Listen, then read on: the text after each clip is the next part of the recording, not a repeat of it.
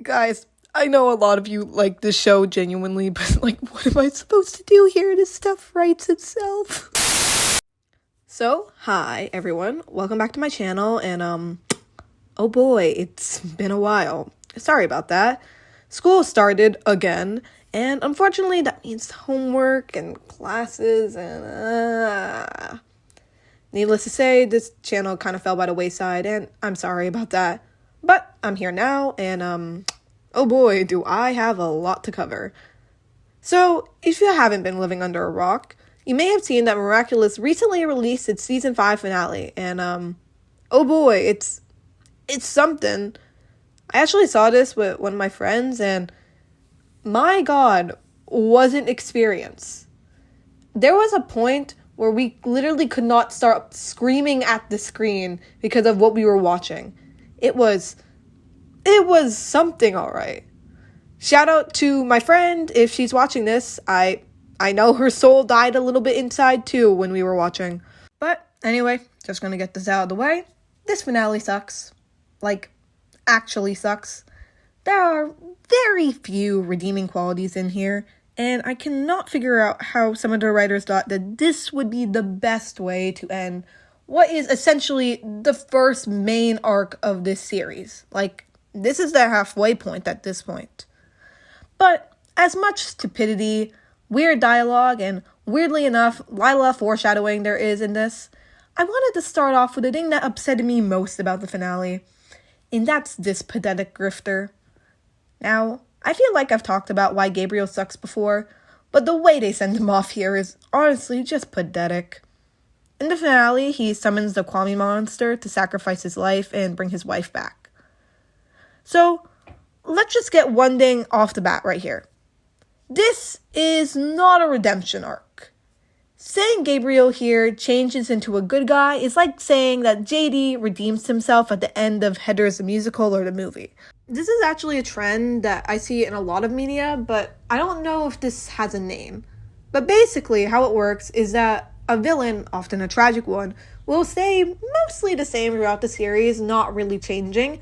But then at the end, they'll suddenly have that huge realization where everything they think is wrong and they decide to be a good person from now on.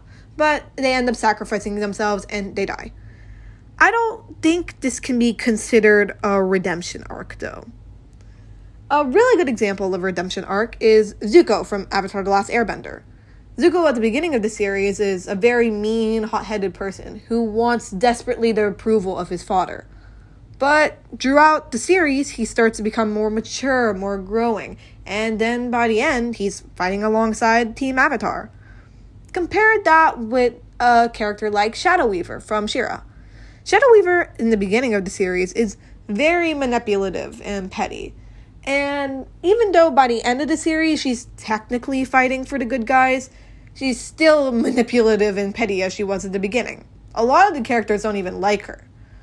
But by the end, she still manages to sacrifice herself for Catra and Adora and do at least one good thing. I wouldn't really consider this a redemption arc as much as it is, hey, I was a terrible person before, but at least I did one really good thing before I died. So where does Gabriel fit into this? Gabriel is a tragic villain who ends up manipulating the people of Paris. But he doesn't really change or stop his behavior by the end of the series. Sure, I guess you could say that he becomes a better dad to Adrian for a while, but he still manipulates him a fair bit, and hey, he still even restricts Marinette from going to see him. And let's not forget, every day he still sneaks off to his butterfly man cave to get a shot at getting 2 teenagers' jewelry. And by the end of the series, can you really say that he sacrifices himself? I mean, I guess, but he's sacrificing himself for his wife to get what he wants. He's not being redeemed here if you think about it. I'm bringing up this distinction for a very important reason. That reason being, even though Gabriel does not get redeemed in the end, the show likes to act like he does. All of Paris thinks that he has defeated Hawkmoth. Even Adrian, the person that Hawkmoth has arguably manipulated the most, puts his father on a pedestal. Okay, well, why does that matter? Well, it matters because Every way you slice it, it's just not satisfying.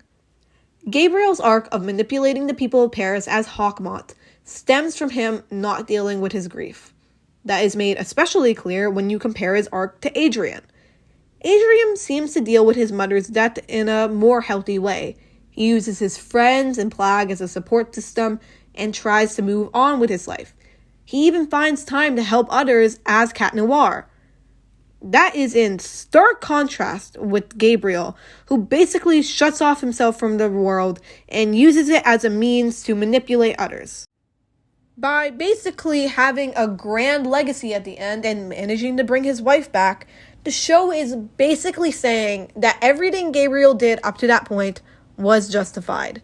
After all, he got what he wanted. He achieved his goal. If you want something like that, if you want to deal with your trauma, you can do what Gabriel did, which was, by the way, manipulating innocent people's emotions throughout the city and, at points, straight up threatening people to get what he wants. I want to be clear here. Obviously, things like this don't happen in the real world. If you have trauma, a Kwame god is not going to show up and you're going to ask a wish and they're going to grant it for you. That's just not how it works. But I also want to be clear that there are probably people out there who have dealt with grief the same way Gabriel has done. Manipulating people, maybe staying inside, closing themselves off to that world. And that's not healthy. That is not a way to live. And this show at points seems to be enabling it with this finale. After all, Gabriel's getting what he wants. Why can't you? And it's a very frustrating arc, to say my point.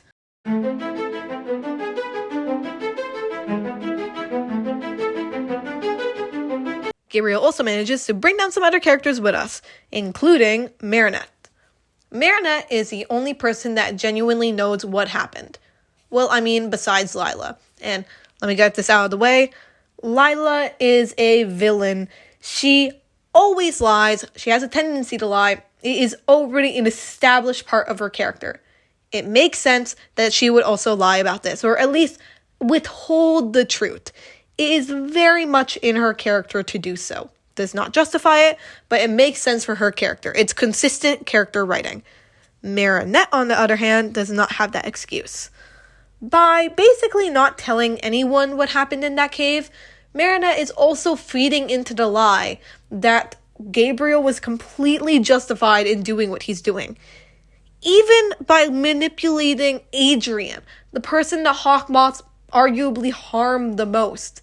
She's basically already being a new abuser to him, which is not a great look for your protagonist of the series. It also screws up Natalie and Adrien's arc too. Natalie, at least at the start of season 5, was finally cutting herself off from Gabriel's control.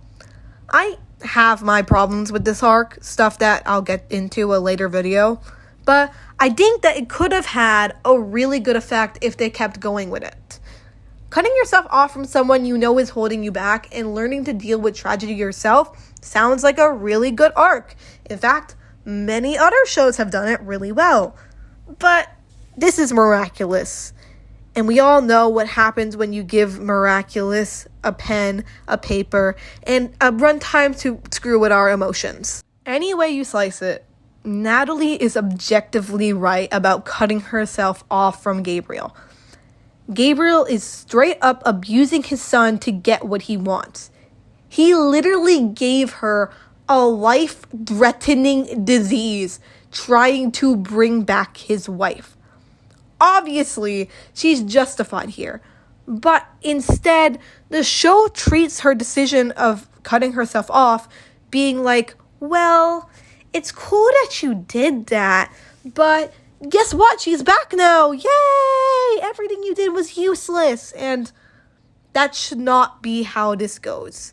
Cutting yourself off from someone that is abusive to you should not be treated like that. It should never be treated like that.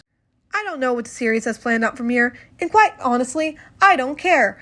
Even if they do manage to win back my interest with that whole Gabe plot, to me, that feels done. You buried the hatchet, and it's not coming back. Even if they fix it, even they retcon it, this will still be in my mind because they chose this as a midway finale. Has more emphasis on it than the other finales. It annoys me so much that this is what happened with this series. But saying that I am surprised would be the biggest lie I've ever said on this channel. Because I'm not surprised, to be honest with you. This is miraculous. Why would I be surprised if the ending sucks? This is the show that I've been riffing on for almost a year. But I will say this. No matter how bad Miraculous has been, no matter how much creepy things that Marinette has done, no matter how much I've wanted to sob while making these scripts, I will say it is definitely a fun experience to watch with your friends. Because if nothing is good in this world, at least you can riff on it with your friends. That's what I'll leave off on. This is my 6th time trying to record this, so I really hope that you guys got what I'm trying to say here. Maybe I'm just going insane. Anyway, thank you guys for watching. I hope that you return to my channel.